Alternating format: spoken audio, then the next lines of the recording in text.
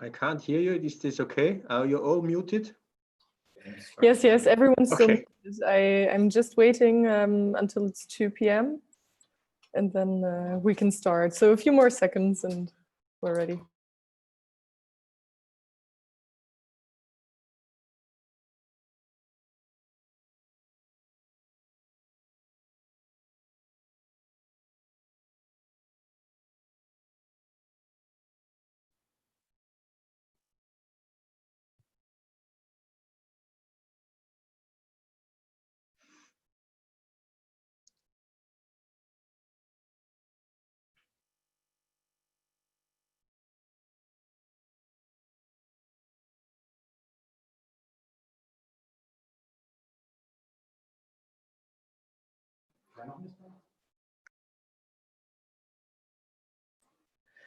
So hello everyone, welcome to our panel Complementary Paths to Combating Climate Change, which is part of track 2 of our online global forum on modern direct democracy.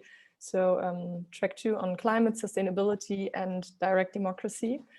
Today with us we have Erwin Mayer, spokesperson of Mehr Demokratie Austria, and John Bunzl from SIMPOL.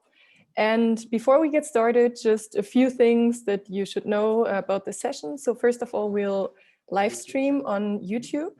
So if you don't want to be recognized, please switch off your camera and/or change your name. Then shortly about the rules of conduct. We do not tolerate any hate speech or spam. Just be nice to each other. And the chat is to be used for topics relevant to the sessions. So as this is a participatory event, very important, how can you engage? So you can either write your question in the chat or questions maybe in the chat, or use the raise hand function. So if you click on participants at the bottom, and then you should see it there. So yeah, Erwin, John, the floor is yours. Hello, everybody. I will now talk about 5 to 7 minutes. I hope I can be in the time on this global climate crisis. There will be at least 2 parts. First, I will tell you some words how we failed until now to fix the climate crisis and how this belongs together with the way of decision making in political processes, and then how we can overcome it.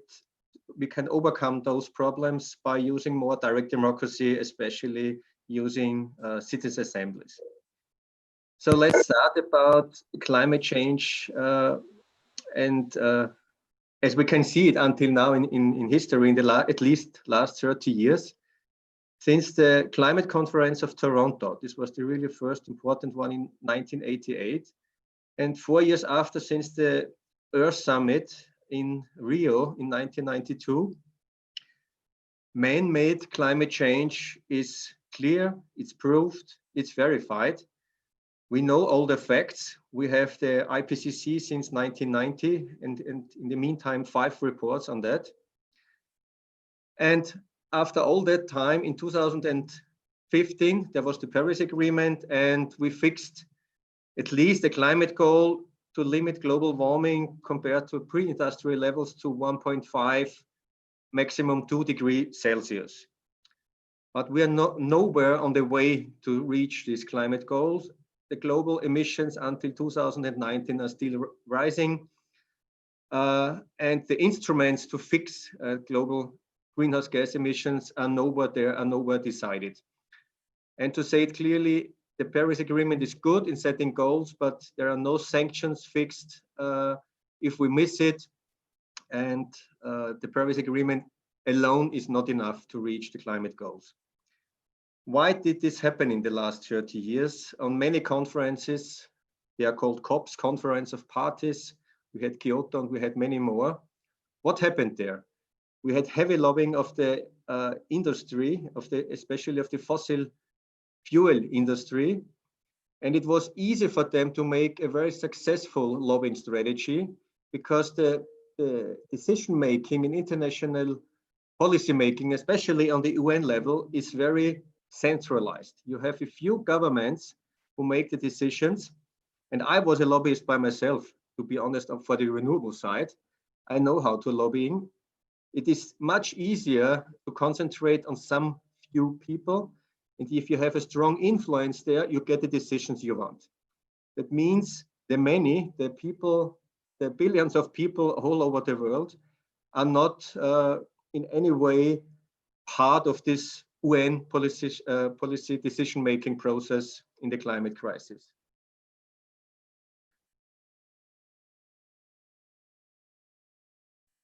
So, but if you look, what are the people thinking about until now? You have at least two sources. One is global opinion polls, surveys, and the other thing is, not on a global level, but on national levels, citizen assemblies.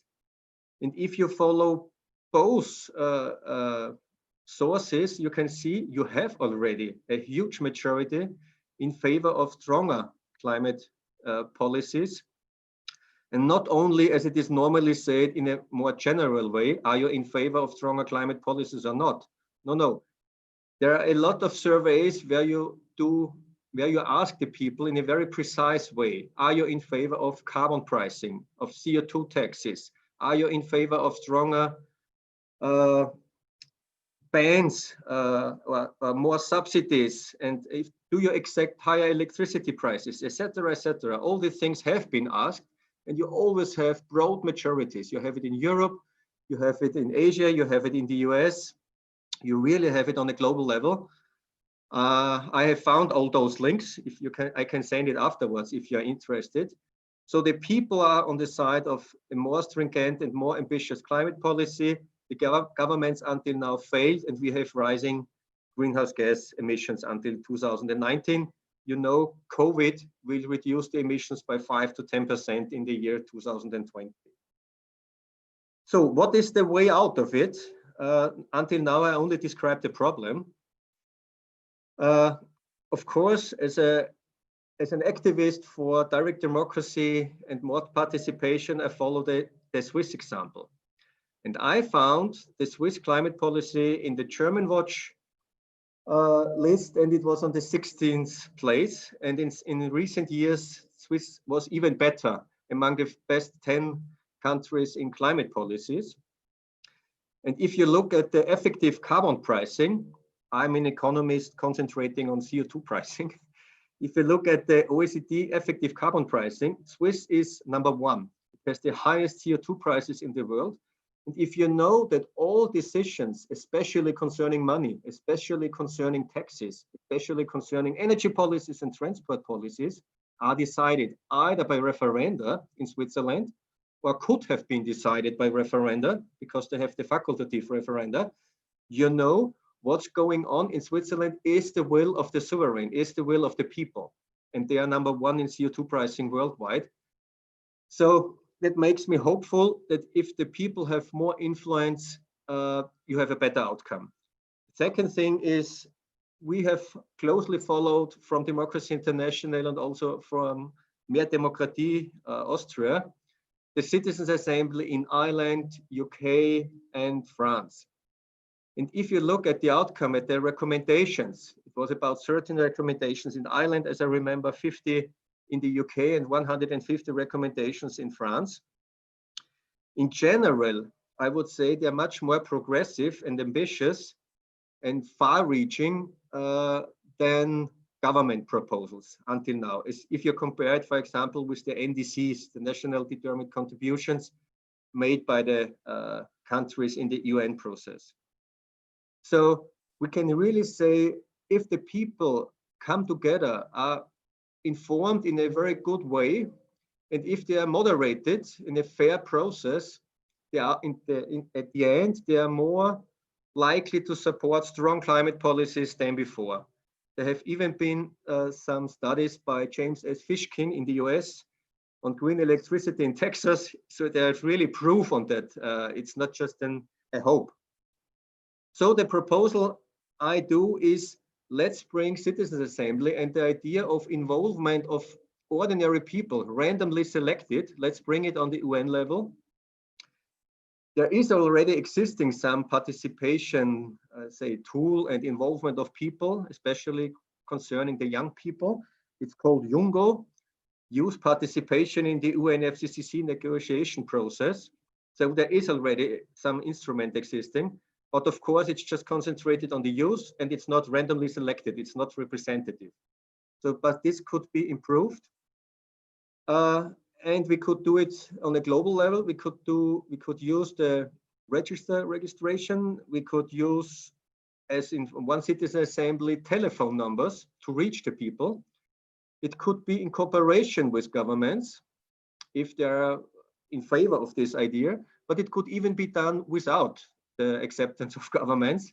If some governments go ahead or some private institutions go ahead and contact the people on a global level. So this could be done on a digital way, like this global forum. We see it's working. It could also be done with the climate crisis. And after the climate crisis, of course, we could try to do it in a physical way. As I already said, they should be selected in randomly. At the beginning of such a citizen assembly, there should be a decision made by the participants themselves, how to make the decisions in the citizen assembly. Why I'm saying that?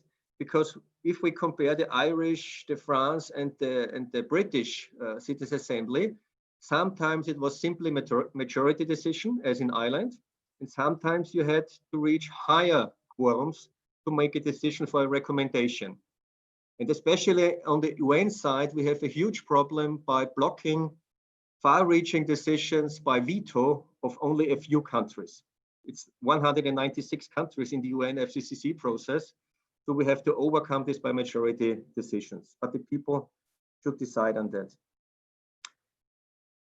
They should be able to decide on the most important questions. They should be focused and concentrated. For example, on the common but differentiated responsibility in the UNFCCC, or should all countries do the same reductions at the same time? A big topic at the negotiations. They should decide on a global carbon pricing. How should it be done? Or should we use other instruments, more regulations, etc.? And at the end, the outcomes, the recommendations of the Citizen Assembly should be introduced in the official UN COP process, its Conference of Parties process. And it should be brought together. It should be done in a very transparent way. It should be live streamed so that the whole world can see what of these recommendations is taken by the governments and what not. What are the, then I'm already on the end. What is the improvement? What do I expect from this new way? There could be new proposals and solutions that have not been discussed by the governments. So it's always creating new ideas. There could be a fact-based and focused discussion on climate goals and instruments, not hindered by communication of spin doctors and PR staff to promote parties and political leaders, because that is normally the process there. There could be an orientation on the common good, and there could be an overcoming of self-interests of individuals and companies. It is also one experience of the citizen assemblies that you can see that with the participants. And there could be made decisions on political, very conflicting issues. As I mentioned, the common but differentiated responsibility and carbon pricing, etc. And at the end, if the people are involved and some of their ideas, or maybe most of their ideas, brought into the UN process, it has far more acceptance of international climate policies and all their constraints and problems involved. So now I will finish, and I hope to hear John and his idea now on this problem. Thanks. Thank you, Erwin. And I think that's a very good summary of the problem, and also of the of one approach to how we might go about solving the problem. I'd like to talk about the simultaneous policy as another option, complementary but alternative option to how we can solve not just climate change, but actually almost any global problem.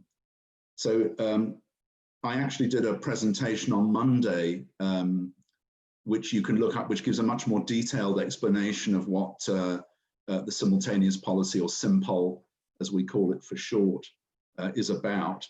So I would urge you, if you want more detail, is to look at either at our website, simpol.org, or at the presentation that I did on Monday.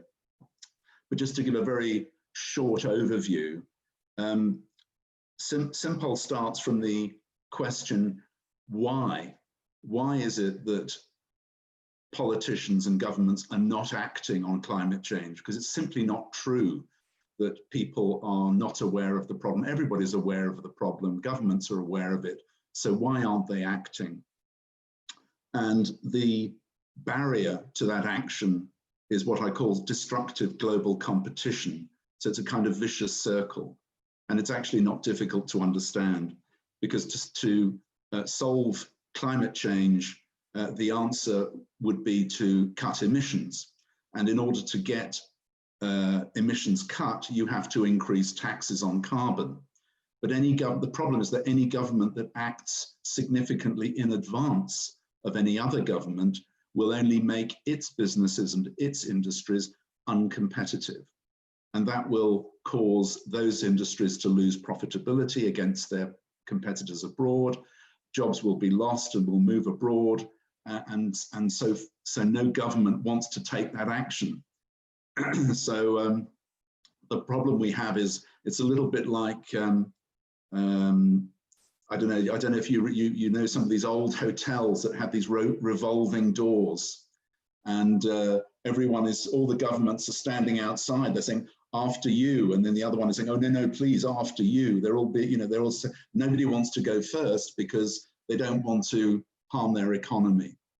And so this problem applies also not just to climate change, but almost any other global problem that you care to think of. So it could be nuclear weapons, it could be raising corporation taxes, it could be dealing with tax havens, it could be, for example, arms control. So, for example, on arms control, it's always the same. Well, in Britain, people say, well, we shouldn't be selling arms to Saudi Arabia. But then the argument comes back, well, look, if we don't do it, the French will. And then, Saudi Arabia will still get the jets, France will get the jobs, and we'll just get the unemployment. And so, of course, if we don't do it, our competitors will. So it's always this vicious circle. So all of these global problems, including climate change, suffer from this. So simultaneous policy, the solution that we're proposing is basically there are four aspects to it. First is that if we can bring all or sufficient nations to act and implement solutions simultaneously, then no nation loses out, no corporation loses out, no government loses out, because everybody moves together. Secondly, the solutions need to be multi-issue. They need to be contain more than one issue. So if you look at, for example, the UN COP process that Erwin described, these deal with just one single issue, which is carbon emissions reductions. But on any single issue like that, you will always get some nations that win, others that lose. And of course, the losers then have no incentive to cooperate. And that's why, for example, the USA has left the Paris Climate Agreement. And that's also why no other country is really doing its bit either. So what you need to do, in my view, is we need to have multi-issue agreements whereby, for example, if you combine a climate agreement with, for example, a global tax raising agreement, for example, a Tobin tax or a global wealth tax that was proposed by Thomas Piketty, the proceeds that you raise from the tax can be used to compensate the big losers on the climate part of the agreement. So it's like what you lose on the swings, you gain on the roundabouts. So it seems to me that the international agreement under the simultaneous policy would include at least two complementary issues, so that in that way you can make cooperation in every nation's immediate interests. So simultaneous action, multi-issue agreements. And finally, the most important part is voter pressure. And this is where the direct democracy side of SIMPOL comes in. Because what we are doing is, when you as a citizen sign on to the SIMPOL campaign, you're basically turning round to your politicians and you're saying, I will give strong preference at all future national elections to politicians or parties that have pledged to implement the simultaneous policy, to the probable exclusion of politicians who don't sign it. Okay, so this declaration by citizens that we will give strong preference to politicians that sign, and means that those that sign gain an advantage, an electoral advantage, and those that don't risk losing out to those that do. Okay, so there's a very strong carrot and stick dynamic. So just to recap, if you think about SIMPOL from the point of view of a politician, there's no disadvantage in signing the pledge to implement it. Why? Because it doesn't get implemented until all or sufficient nations have also signed it. So there's no risk for a politician to sign. There is also an advantage if he signs it, because then he has a better chance of gaining the votes of SIMPOL supporters.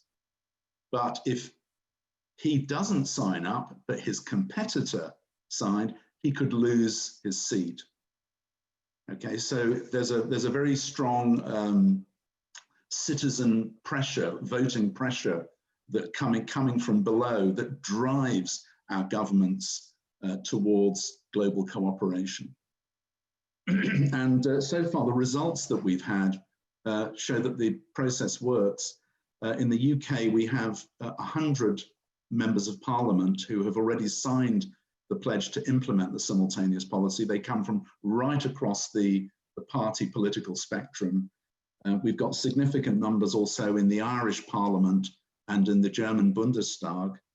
Also a few in the European Parliament, a few in Australian Parliament, and in Denmark and one or two other countries. So the process is sort of rolling in some democratic countries. The idea is really to get the process rolling in democratic countries, in the hope that non-democratic countries will voluntarily join the process at a later point. Because I think at some point, with global problems getting worse and worse and worse, non-democratic countries need solutions as well. And so there will be a strong pressure on them, or a strong incentive on them to join the process. And so just to wrap it up, I think there's a lot of similarity between the two approaches that we've talked about, Erwin's approach and the SIMPOL approach. But I think I think that Erwin's, the citizens initiative is taking more of a national, individual national approach that then meets at the global level, if you like. SIMPOL is trying to be more transnational in its approach right from the beginning. So there are two different approaches, but both of them seem to be yielding quite encouraging results. So we thought it would be a nice idea to sort of have a session like this where both approaches are discussed, and we can look forward to hopefully some very interesting questions. That's it from me, Anne. Yes, thanks a lot. Are there any questions already? Didn't see any in the chat.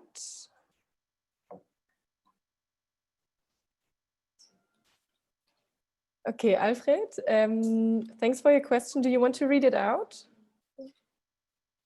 Or do you want to ask it yourself?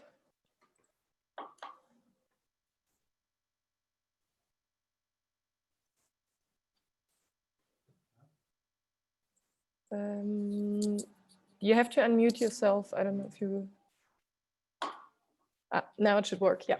Now it took some time, sorry. I'm next to the mayor's office here in the village. That's why we have to have the mask on here in the town hall. So my question was, as a simple citizen, I would be interested who of the two approaches will be practically effective sooner, because that gets my interest if I can use one of the two ways of acting globally. Thank you. Who wants to go first? Well, Alfred, I would say support both routes. You know, I think this is really, really important because, you know, all of us in this world of global democracy or global governance, there are various different ideas, but I think the important thing is for us to support all of them. You know, we shouldn't just back one horse. We should back all the most promising horses, I would suggest. Maybe I could add on this. To be honest, what I proposed is still an idea or a vision, but as I said, on a national level, we have more and more citizens' assemblies and more NGOs and civil society is demanding for that. So we will have a strong improve in citizens' assemblies. And for example, when I see Daniela, even on the European side, there are a lot of ideas on citizens' assemblies. So it's becoming more and more international, going ahead from the national level. But until now, as I have made my small research on that, there is no idea to do it on the UN level. But it could be a demand, and I see Democracy International and also this Global Forum as a place to create these visions and to go ahead and to be a front runner. To say it first on this side, maybe it gets some support and we can bring it on the UN level. And maybe we can write to the UN secretary of these conferences and say, this is a new idea and you have already this youth involvement, and let's make it more representative, including elderly people and older people, etc. So that's the status, to be honest, on this idea. Thank you. Any other questions after this first round? Otherwise, I will just go ahead and ask a few questions. So I have a question about the Global Citizens Conventions. So what's the time frame for such a citizens convention? How much, I mean, not in the sense of how much time does it take to get this realized or implemented, but for how long, for example, should citizens get together and discuss, since it's also the global level, so there might be some, it might be a bit more difficult than just in France or in the German-speaking part of Belgium or something like that. What would be your take on this? And then maybe also, would you technically include, for example, the possibility to submit, well, it's another instrument then also, to submit the ideas to a global referendum or something like this, which was one of the possibilities in France? Thanks. Yeah, if you look at the UNFCCC process, you have these big COPs. This is the Global Climate Conference, everyone noticed, normally at the end of November or the beginning of December. But in the meantime, you have a lot of conferences for preparing these big COPs. And I would like to link the citizens' assemblies and the meetings with these preparation conferences. So I don't think that only 1 week or 2 weeks at the COP would be enough. So the people should be randomly selected at least once a year, and then they should follow and set aside to these preparation conferences for the COP. And of course, then they could attend the COP. And in COVID-19 times, this will not be in a physical way. We know that the COP26 was postponed to next year. Should be in Glasgow this year in November. So this will be the same for the randomly selected people for the Citizens Assembly. And as the Global Forum proves, and many other conferences are proving now, is that it is possible to do it also on an online side. And it could be even easier to do it online, because then you could reach the many Indian and Chinese people. Because if you think about the global citizen assembly, and you think about the percentage of the people, it would be mainly Chinese and Indian people sitting in the citizens assembly, and you have to reach them. Maybe they cannot afford the flights. Maybe they are not allowed to leave their country by their regime. All these things could happen. So to start it in an online process, maybe it's the first step. But to be honest, maybe one comment, because John said that the democratic countries have to start and the others will follow. Normally this is true. But for example, China has now said they will be climate neutral in 2060. It's not enough, but anyway it is. And the US is still leaving the Paris Agreement under Trump. So sometimes the more or less democratic countries are not going ahead. Thank you. Another question I have for John actually is, because with SIMPOL, I sign up for SIMPOL, and that means that I support politicians who, or I give my voice to politicians who also, pledged to act in a simple way.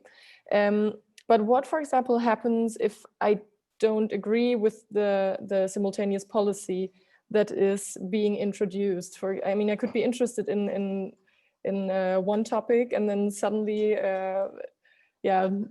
it's about something else. Like the first policy that's being introduced is something completely different. And I understand. Okay. So basically, at this stage, when citizens or politicians sign up to SIMPOL, they are signing up only in principle at this stage, because the simultaneous policy at the moment contains no policies. They are yet to be decided. Because if we were to try to say the policy should be XYZ today, by the time all the sufficient nations had signed the pledge, that policy might be out of date, or it might be inappropriate. And it wouldn't be democratic if a small group of people were to say today, this is the policy. That wouldn't be democratic at all. So the idea is to get a pledge in principle from politicians, so that they pledge to implement it, the simultaneous policy, subject to sufficient nations also signing the pledge, and subject to the policies being agreed. Okay, so it's a commitment to sit down and negotiate those policies when you've got all the sufficient nations into the room.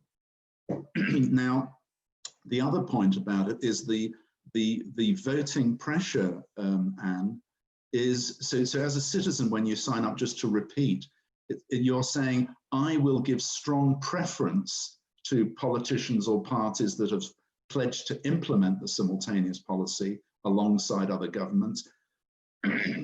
So that means that it doesn't mean that you have, if say in an election, one candidate in your area signs the pledge, you don't have to vote for him or her.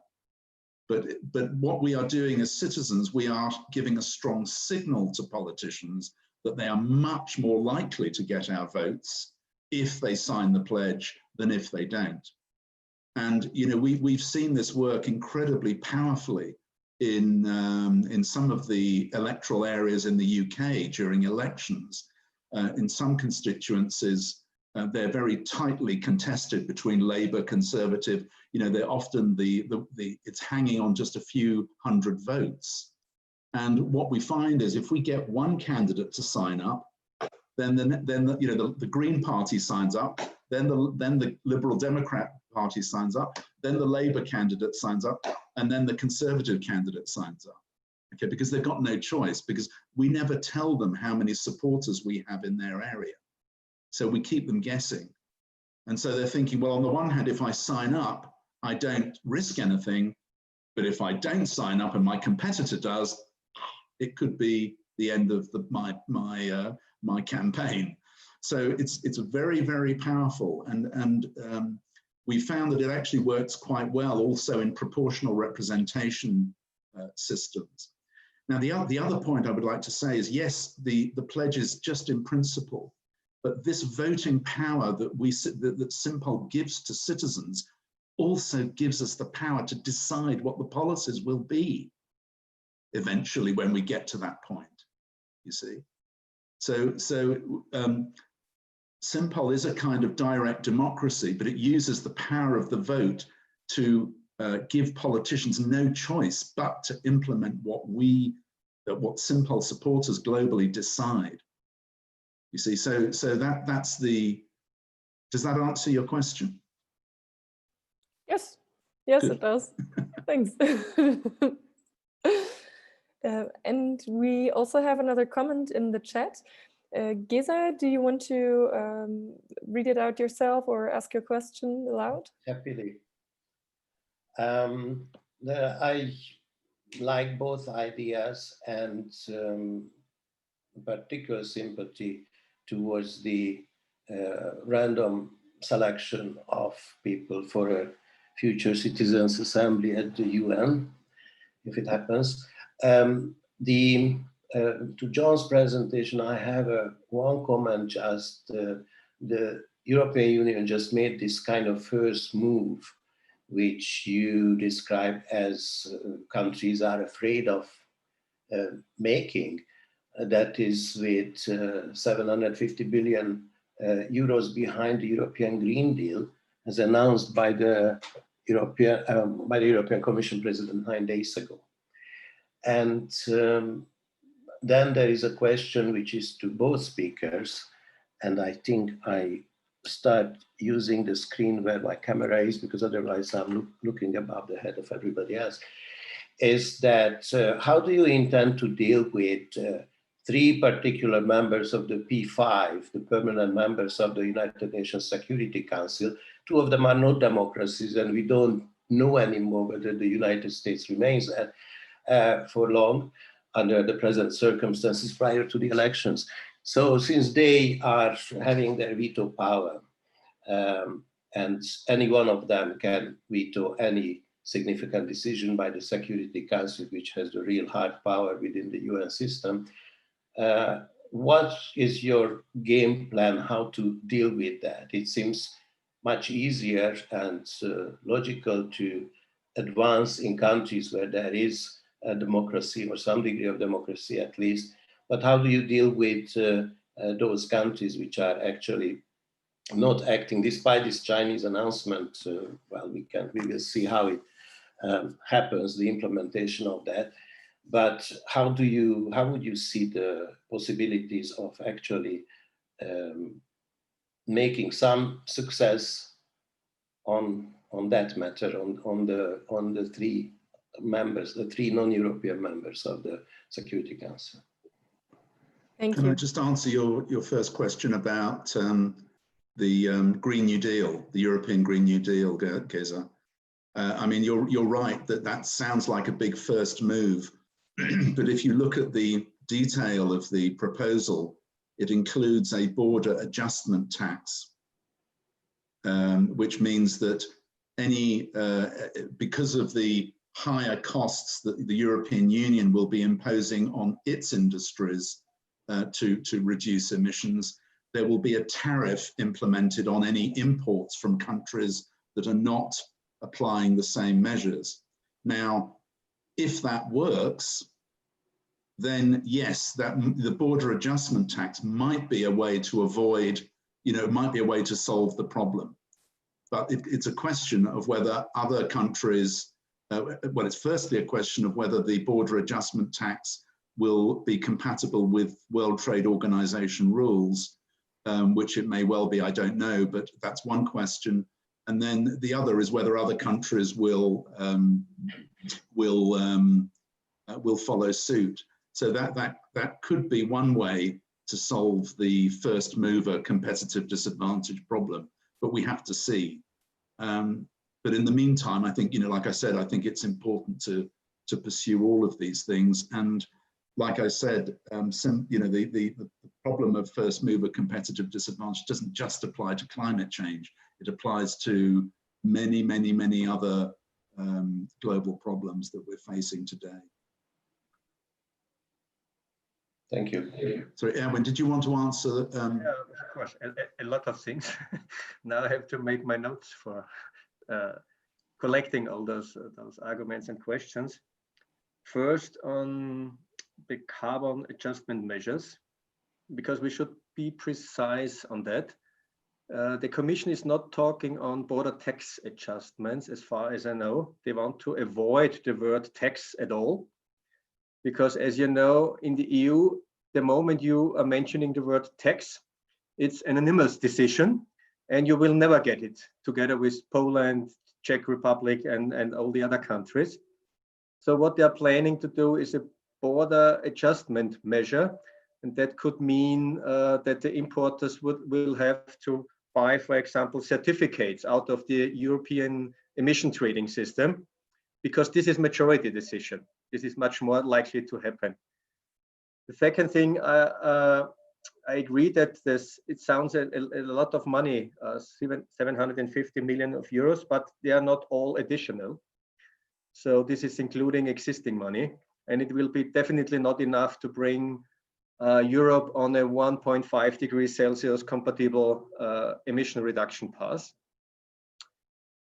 Then what the colleague was you're changing. Here is Gesa. What Gesa asked is democratic countries and non-democratic countries. As I mentioned before, it's not that easy that the democratic countries go ahead, are front runners normally, because as I said, I was a renewable energy lobbyist for many years. And in this scene, among the renewable energy people, China was always seen as the big example, because more than half of the renewable energy per year is erected in China, not in the USA, not in Europe. It's more than half of the global market is in China. So some of the people are saying with a smile, but it's only half a joke, let's do it like China. They do not have to ask anyone. They're a dictatorship and they go ahead, and that's fine. Democratic processes are hindering and making it slowly, etc. It's only half a joke. I still believe that more democracy is the way to climate protection and to improve renewable energy and energy efficiency. But as I said, China made this proposal of climate neutrality 2060, and we have to say they have been very carefully in setting climate targets in the past, but China has always reached their climate targets. That's not the case with other countries, democratic countries. They have not reached their climate targets. So, but the main thing is how to involve the ordinary people, because I have seen global surveys where especially the Chinese people and the Indian people have been the ones most in favor of more ambitious climate policies. But their governments are not always acting in the way. So the question is how to include them. And to answer Anne's question, of course, I'm dreaming of a global referendum, but to be honest, this is a little bit unrealistic. And a citizen assembly, for example, collecting 500 or 1,000 people globally, this is much more realistic. And then you make your mini referendum in a mini global representative citizen assembly. This could be done. It's ambitious enough, but this could be done. But to have, let's say, 5 or 6 or 7 billion people being enabled to take part in a referendum, I can't see this, even in my dreams. And can I just add one point, Sure. if Erwin's finished, to answering Geza's point about the permanent 5 members of the Security Council that sort of have a veto over everything, and particularly the non-democratic ones. I mean, from as far as SIMPOL is concerned, we certainly would have an answer for the USA, because the USA, of course, is well, at least supposedly democratic. So, for example, you'll recall the presidential election in 2000, which was won and lost on a very tiny number of votes. You know, the election between Bush and Gore in 2000, just a few thousand votes in Florida was the deciding factor. And you know, one could imagine if there were a critical number of citizens in the key US states that supported SIMPOL and were prepared to vote for Republican or Democrat, whichever signs the pledge, you could see that both would be forced to sign the pledge. So that would, in principle, be one way around the problem in America. But I think as far as non-democratic countries are concerned, I mean, I would make a sort of evolutionary point, which is that cooperation in evolution only occurs when the water is up to our necks, and I think that things will probably have to get worse before non-democratic countries realize that it's in their interests as well to cooperate in some kind of global governance arrangement. Of course, there are never any guarantees. There never are in life. And as the crisis gets worse, things can, you know, if nothing happens, things will collapse for sure. But I think we also have to have faith in the evolutionary process, and that we can overcome those competition bottlenecks, because if we couldn't, we wouldn't be sitting here today, you know, because this process has gone from single cells to multi-celled organisms to, you know, small human societies, from tribes to middle-aged small states to nation states, and now we're at the next level, which is the global level. So I like to stay optimistic. Thanks. We have another question from Alfred. Alfred, just unmute yourself and go ahead, please. Yeah, my question was a little bit concerning young people. You know that petitions and going out on the street, it's what many people do, but it doesn't change much in political reality. It was said that politicians are aware anyway of the problems, but they can't change them even if they would like to do so. So young people are on one side are those who are most affected about sustainability problems. And they are also in an age group that wants to act and not only think about how it should be and what are the best ideas, but they want to see it, and they want to see it now, not in some day. So what do ideas help? Even the best ideas we can think of, if we can't come to this need of young people to do. What are we really doing more than having good ideas and hope that evolution will permit it to get into some reality? Yes, Erwin, you wanted to go first. Yeah, I would like to take it, because the day before yesterday, we made a press conference in Austria together with Extinction Rebellions and Fridays for Future. And as you know, Fridays is organizing a World Global Youth Strike Day today. In Austria, we have bad weather, only a few people on the street, but it's a global strike day. And you are now asking on the impacts of these petitions and going onto the street.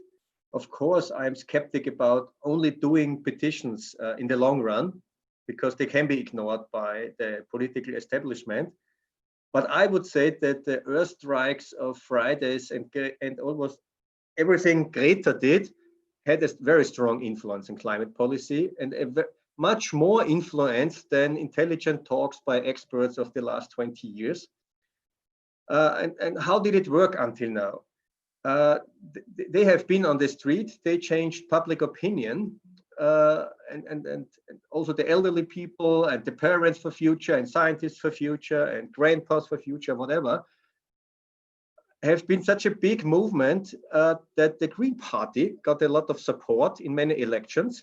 And now the establishment, the Conservative parties, the Social Democrats, the Liberals, are now aware of this problem, not because of climate change, but because of the Greens could get more votes.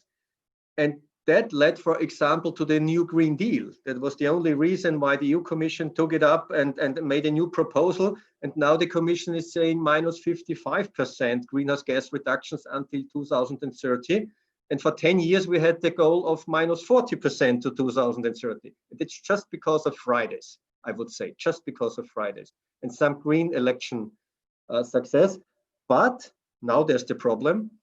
Even if Green parties are elected, and even Green parties are part of a coalition, like in Austria, because of Fridays, Fridays brought the Green Party into the government, the job is not done. And there's no victory for the climate protection policy, because then you have still the big conservative and social democrat parties, and they're still blocking a lot of policies concerning climate change. And therefore, we still need to mobilize ordinary people, randomly selected again, including social democrats and conservative persons, because they are much more in favor of climate policy than their representatives. I will not be too long, but let me explain only one story. Only one story. We had a law on green electricity in Austria, and the Conservative Party blocked it. They said we will give a limit on the extension of green electricity in Austria, a limit on money for renewable energy.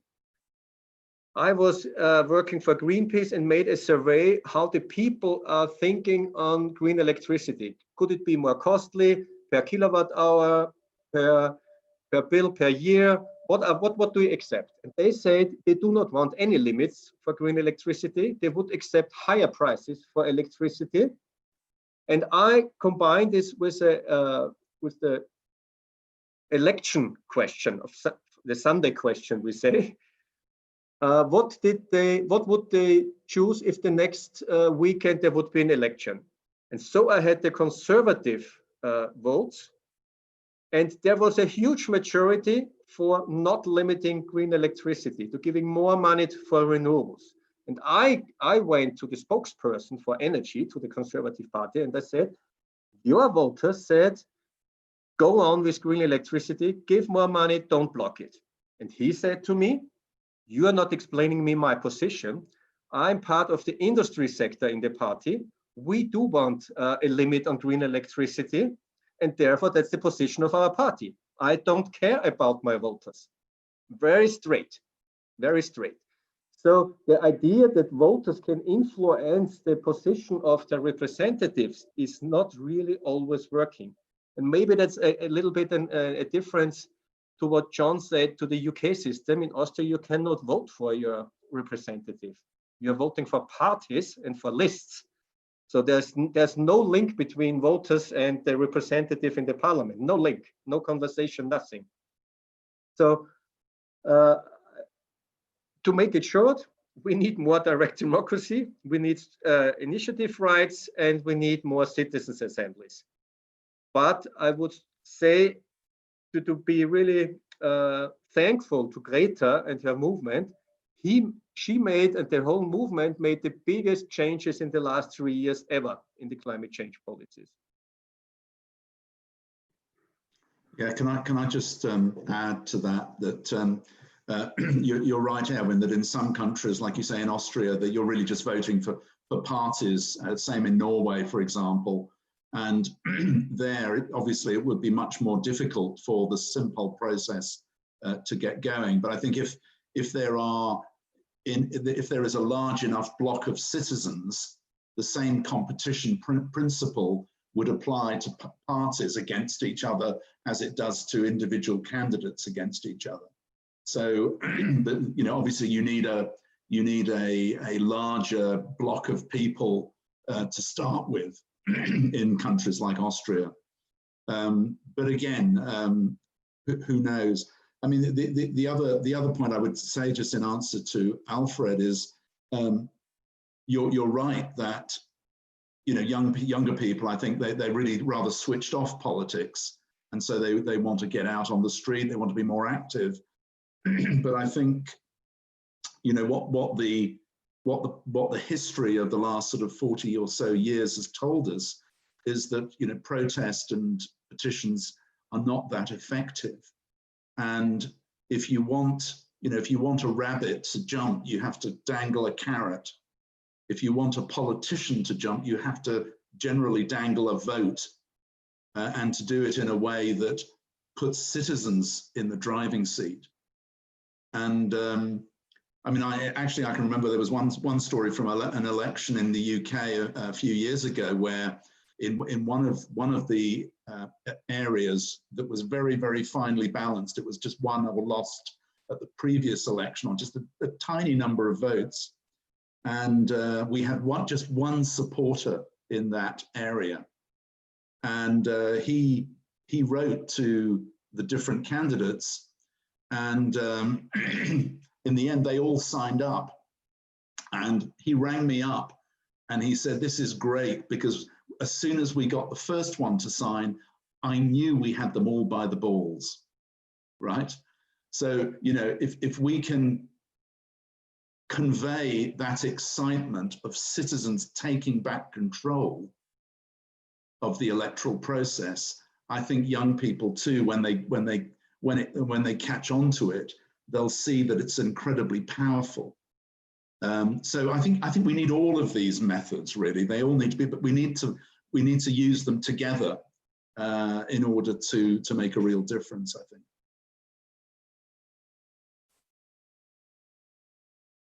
Thank you. And just maybe to add to this, we had a very nice session on youth and direct democracy, how youth can shape democracy with their technological knowledge and everything they are doing. And they actually made a pretty strong case for direct involvement without mentioning it as such. Because they also said that they're not into party politics, they're over party politics, they don't want to deal with it, but they want to get involved and they want to do a lot of things, which, both of you mentioned that there are different ways of getting engaged that also need to be enhanced further. So just to mention this, I will post the link in the chat later. Thanks, Anna. I think that's another very important point, and SIMPOL also speaks to that, is that it's political, but it's not party political.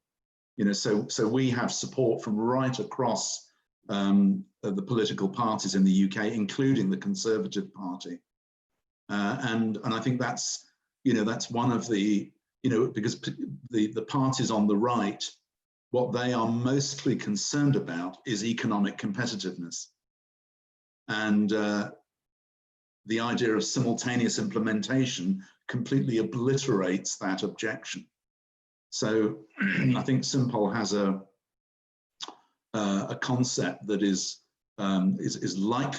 certainly more supported on the left, but is capable of being supported by the right as well, and is starting to be by some of them. So I think this cross-party approach is very important. Yeah, that's exactly what I heard of Fridays and Extinction Rebellions. They want to be involved, but not being close to any party. And that's the reason why I'm in cooperation with them, because they are now more taking up the idea of citizens' assemblies. At the beginning, they have not been familiar with this idea, but now they have internal discussions on that. They have special groups concentrating on citizens' assemblies.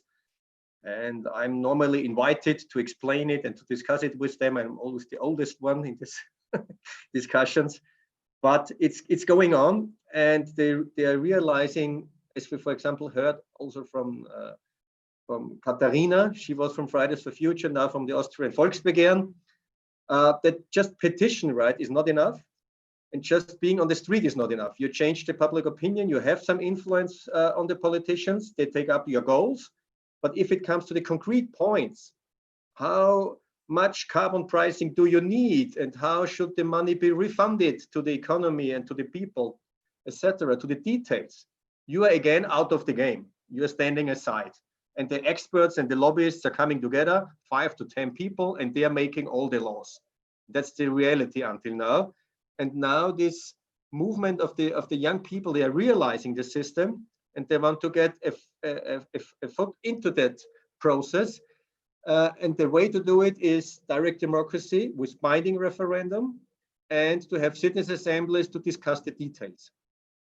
So this is because Alfred is a little bit, I would say, impatient, and that's okay. It's not, everything is not going fast enough, even for me, but there is something going on, and they are now discussing the rules of democracy, and and that's important, because, you know, at the beginning, if you're going to the street, you're only concentrating on an issue, the climate crisis. It's affecting you, you're motivated, you're going onto the street, and that's it. Only in a second step, you're realizing, I'm not really heard, especially if it comes to the details. I'm an outsider, and now I have to talk about the rules and to change the rules. And that's now happening in this movement.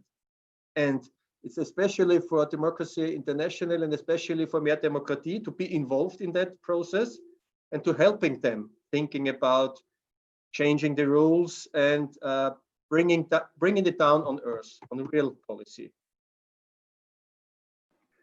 Thank you. We have some activity in the chat, I see. Andreas, your question is up next. Do you want to ask it yourself? Yes, I can, but I mean, Erwin already said a little bit, or answered a little bit my question, because I totally agree that citizen assemblies are a real great tool to find good solutions. I hear an echo. Do you also hear? Oh, because my... Yeah, sorry.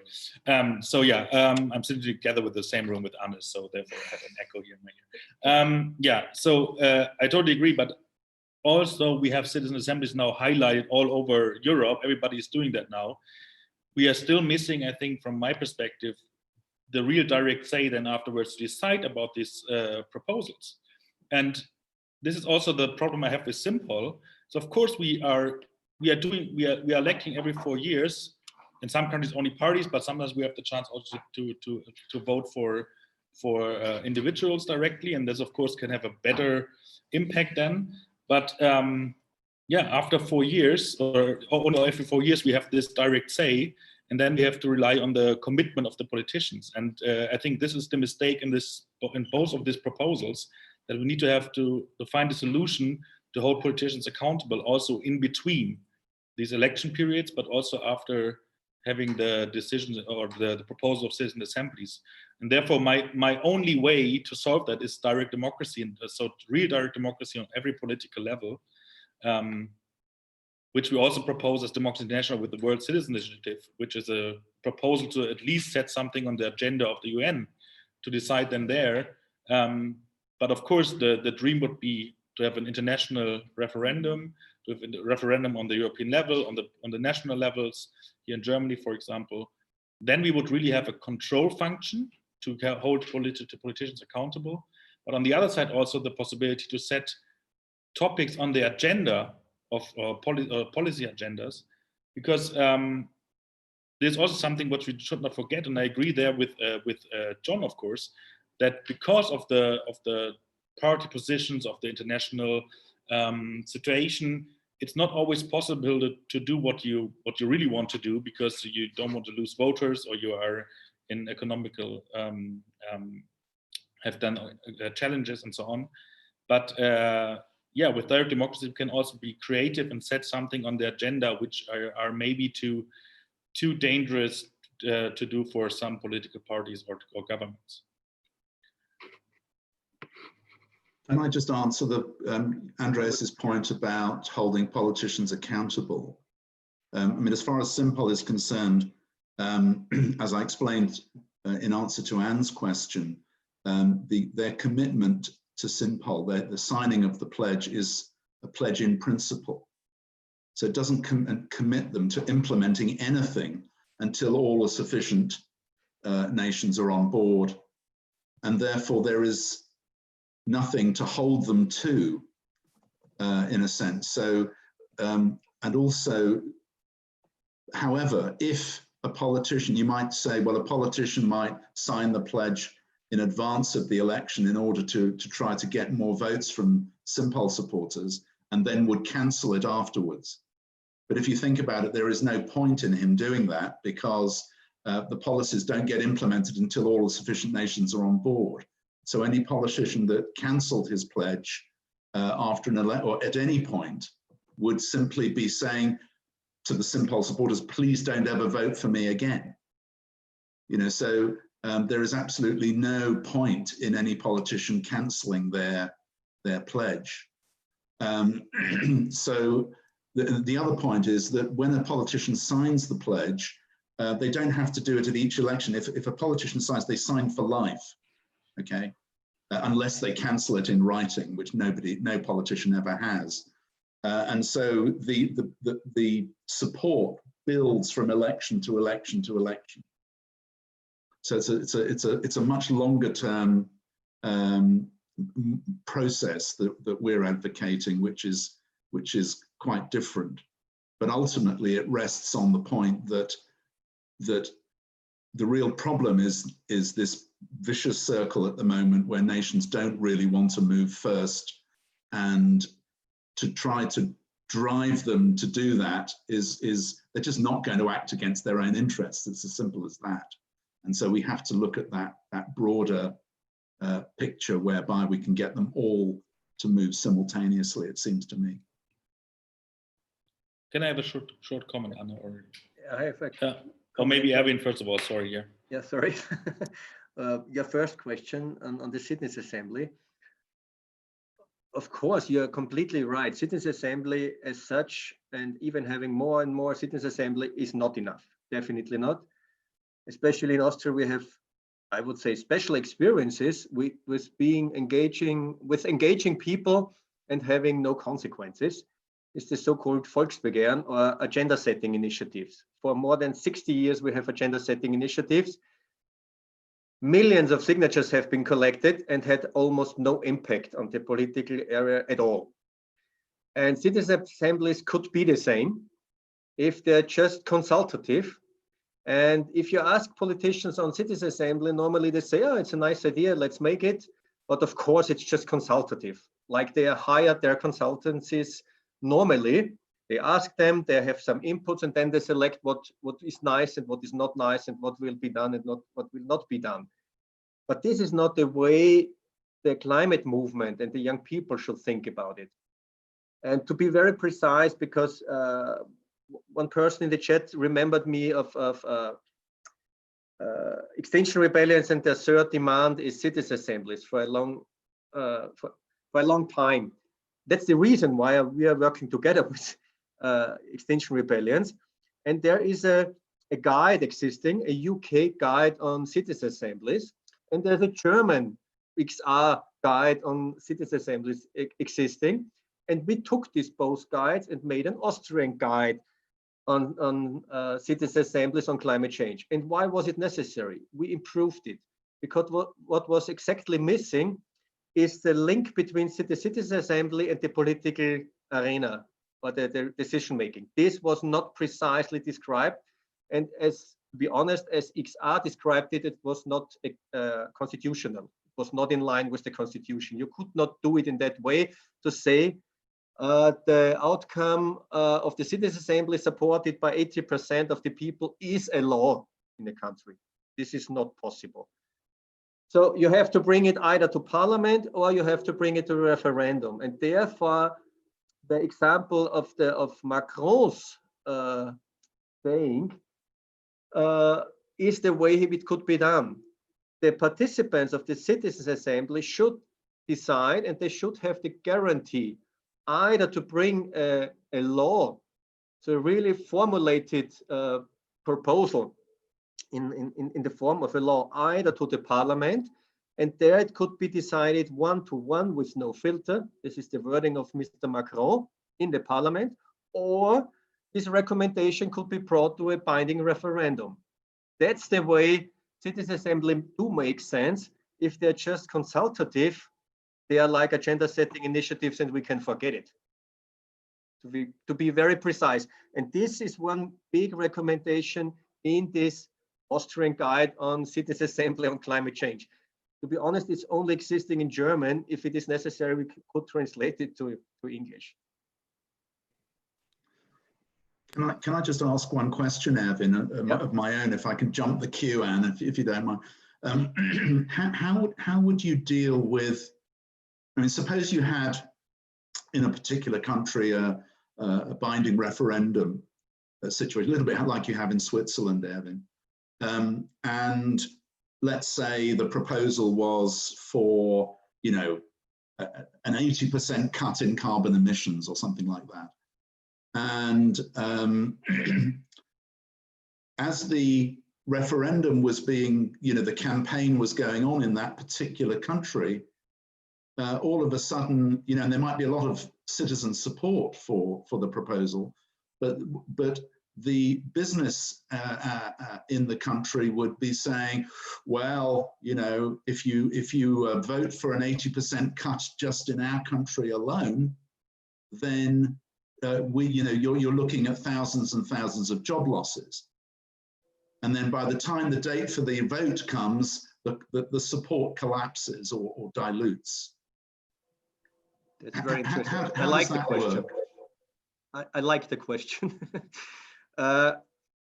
Two things. First of all, if you look at the referendum in Switzerland, and I always do that, not only on this weekend now, for the last 20 years I'm doing that, and especially concerning, of course, renewables, energy, climate change. I followed all those referenda very closely. And you will find some referenda where you can say you are right. For example, there was one referenda proposed by the Liberal Greens. It was about 5 or 6 years ago. They wanted to make a CO2 taxation in Switzerland to change it against the excise duty. Completely ban of excise duty to bring it down from 7%, low enough, to 0. And at the same time, raise the taxes on carbon emissions. And it was rejected by 94% of the people in the referendum. It was the highest no rate ever in Switzerland. So this is one example. But in the long run, there have been a lot of referendums on ecological tax reform, a lot of referenda on green electricity and supporting regimes for renewable energy, a lot of referenda on the energy policy of Switzerland, a so-called energy plan. 3 years ago, there was a big referendum on that. And in the long run, as I mentioned, if you look at, and that is really a relevant criteria, at the OECD effective carbon pricing, Switzerland has the highest carbon pricing among all OECD countries. That means it's really important not to look at so-called nominal or explicit carbon prices, like in Switzerland or Sweden, 100 or 120 euros. Forget that number, that's not interesting. Look at effective carbon pricing, including the pricing on fossil fuels in the transport sector. And if you look at that rate, the highest carbon prices are decided in Switzerland. And all those decisions have been either been part of a referendum or could have been part of a referendum. Because as we had the discussion yesterday, direct democracy in Switzerland has an impact even if there's no referendum. Because if you're doing a parliamentarian decision in a normal way, you always have to think about the initiatives and the campaignable civil society that could start a referendum.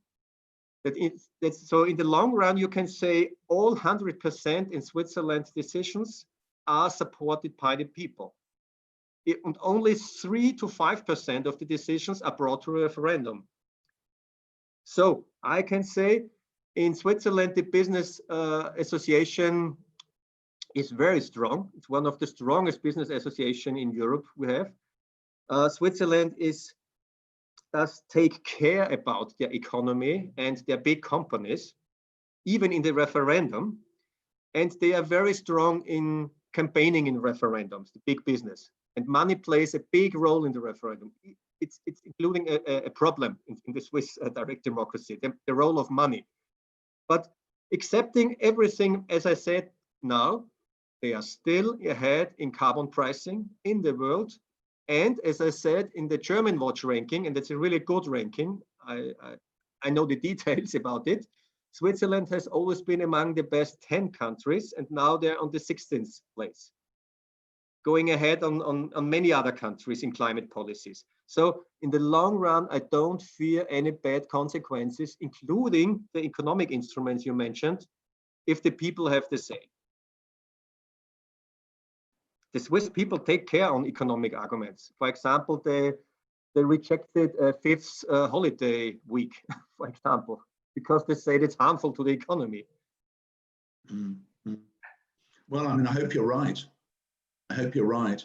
But there's also the issue, I mean, this in Switzerland, as I understand it, I mean, it's already written into the law that referendums are binding and so forth, I think.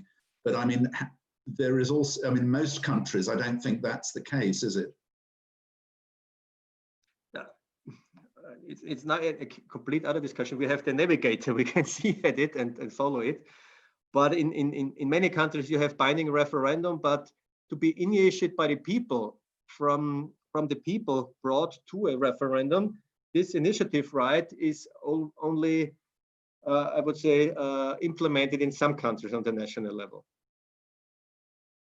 We have it in Switzerland, we have the facultative referendum in Italy, etc. And in the Baltic countries, we have a little bit, but Switzerland is really standing alone with all those instruments together. And they are front runner in climate policies. That's the fact.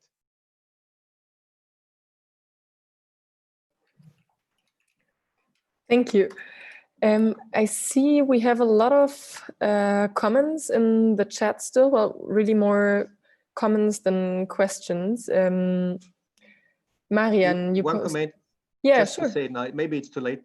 I would like to comments and arguments for and against, and not only questions. We don't know more about this topic than our participants. So let's discuss it on an equal level, not just questions.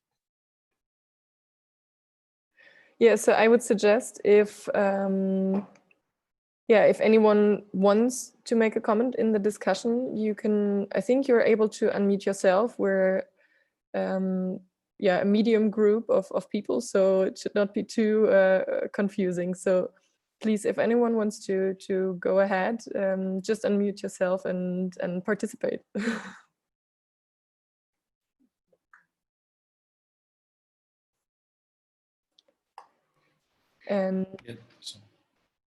And otherwise, if no one wants to start, what's going on? Okay, Andreas, go ahead. Yes, so just it's a comment, but also, of course, includes also again a question. But I mean, what the example of Switzerland shows us, and also other countries. I mean, on the issue of climate change, for example, that of course politicians and countries and society, they are taking decisions, although they know that they maybe have a disadvantage against other countries. So of course, it's not only economical issues why we are saying that, but also values, economy, nature, and so on. So I disagree a little bit with this idea of SIMPOL as well, that only if we can take simultaneous policies, that there should then the states would or countries would do something. I mean, I think what we've seen in the democratic development, but also in other policy issues, that there were always some countries which were pioneers and got one step ahead and said, okay, we start already with doing something. Although we know that we are the first ones, maybe we have some disadvantages because of that. But in the long run, as Erwin says, we will be at the front and on the top of the list of countries again. So this is a little bit also my different understanding, maybe, John, to your simple explanation, but maybe I understood wrong. I mean, it's really, of course, the first introduction. I heard it on Monday already, but of course, I have to read more. So maybe it's a different story behind it. But yeah, this is one thing I wanted to say. And then again,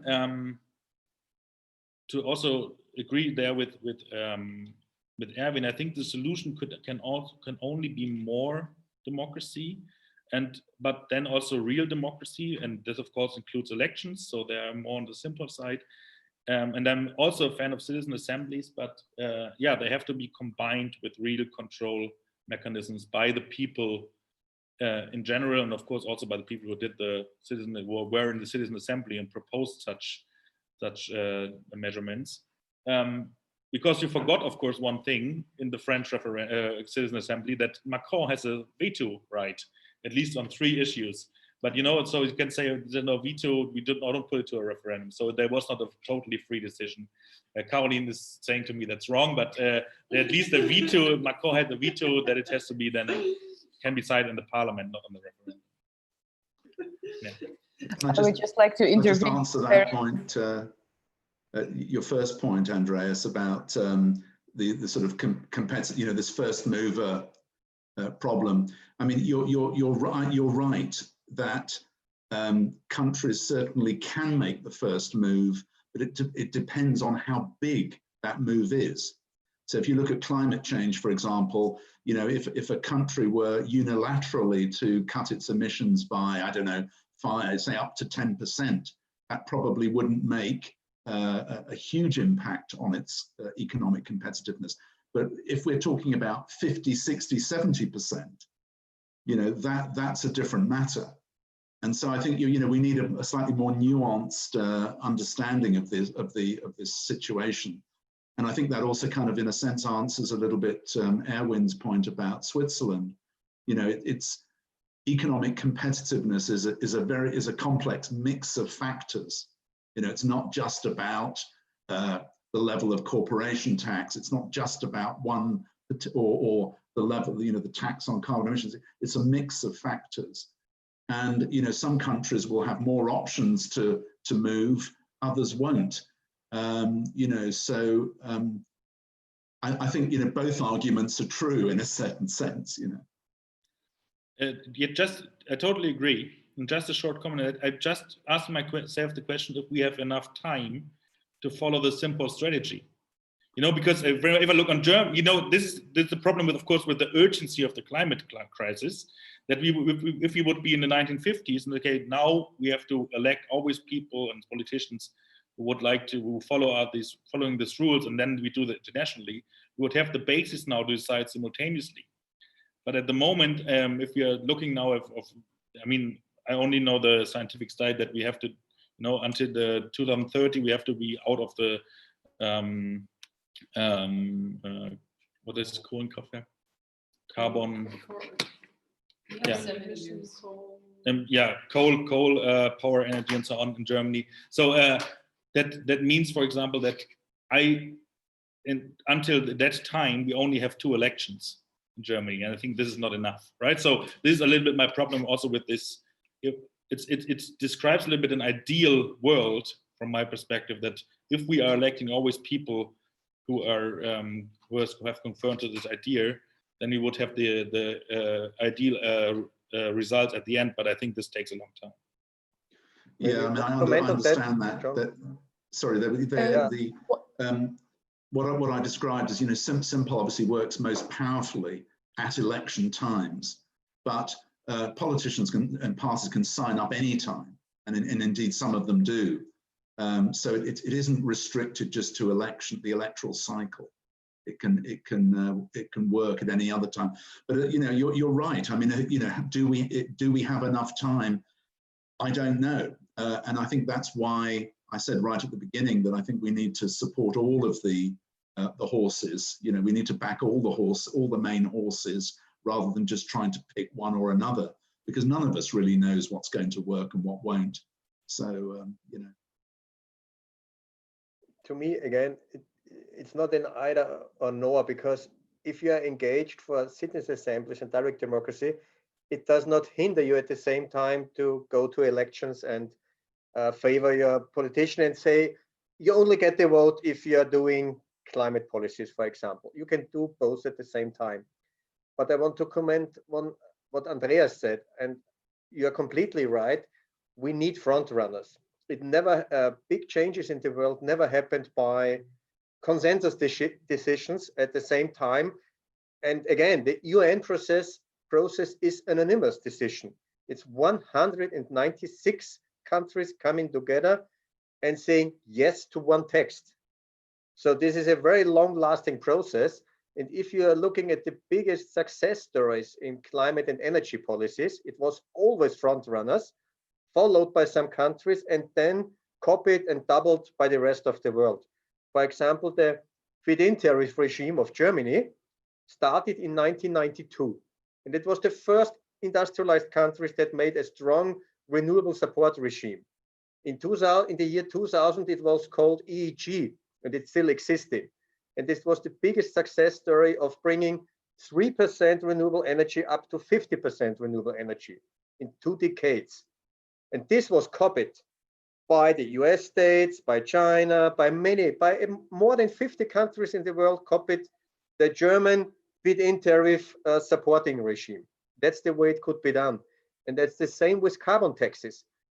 4 Scandinavian countries, Finland, Norway, Denmark, Sweden, introduced carbon taxes at the early 1990s, from 1990 to 1992. And from that moment on, it was followed by the other countries, and it was copied in Canada, Australia, South Africa, etc. That's the way for carbon pricing. It was not a consensus decision on the global level. It's always going ahead, but what John really said, it's completely right. Go ahead and protect yourself. That's the way. Because if you would harm your industry at the same time in going ahead, the countries, and it was copied in Canada, Australia. Can you hear me? Sorry, my bad. Yeah, yes. So Klaus, if please you would, unmute yourself after Erwin is finished, okay? Okay, so if you would be a front runner and lose your economy and risk carbon leakage, that's the main topic discussed in this area, this would be wrong. So let's having front runners, let's be decided by a referenda, accompanied by citizen assembly, and then introduce carbon adjustment measures. As we already mentioned, I don't have to repeat it. That's the way it could be brought to all the other countries, because if Europe goes ahead and makes these carbon adjustment measures, you have a high pressure on the US and on China to do the same carbon pricing in the end. And I have talked on a conference on ecological tax reform. It was in Zurich or Winterthur, I don't remember. And I have spoken to a Chinese delegation. And they said to me, we would really appreciate a carbon adjustment measure in Europe, because then we have a big chance to get it in China. So that's the way it could work. Yeah, I agree on the border adjustment thing. I think is an encouraging process, and certainly that might solve it for climate. I just say that SIMPOL is about much more than just climate change. It covers a whole lot of other types of global problem as well. So Klaus, if you still want to speak, I think you can go ahead now, and then I'm afraid we'll have to close very soon.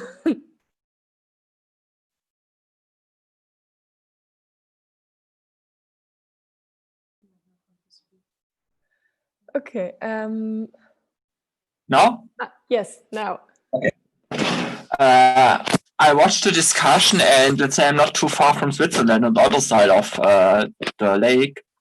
My personal opinion is we have to be very careful. We should not make a decision what's good and what's bad. The most important thing about the Swiss direct democracy, and that's what I would want to have in the European Union also, but for each country individually, because we should also not allow that one nation can overturn another nation. But coming back, the most important thing is give the people the tools, and then the politicians will be very careful. They will follow what's important, and they will make the directions. For example, if we talk now about the environment, very nice. I have a Renault Twizy. We look on the environment. We do a lot of stuff, but finally, in reality, I would say Tesla has done much more for the environment than all the politicians in putting up laws. So the market economy, and what I think I don't remember who said it, what the Swiss citizens always do, They look on the environment, they look what's possible, and the economy at the end has to make the decisions. There were so many opportunities when you look to Germany on electric cars. There was the Volkswagen, the Golf.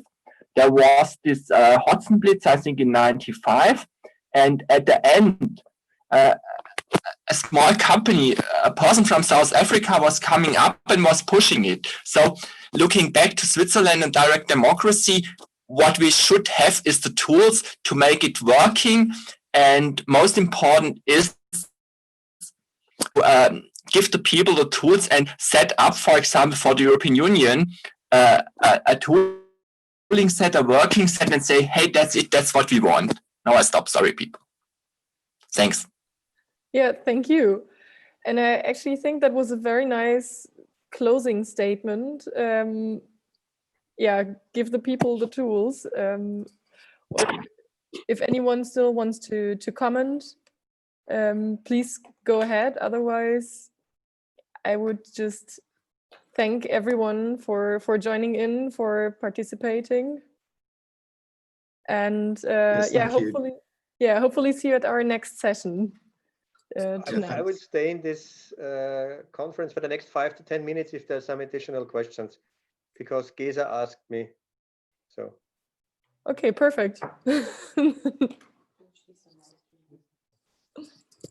So we will cut the live stream, but you can stay in the conference and discuss whatever it is you want to discuss.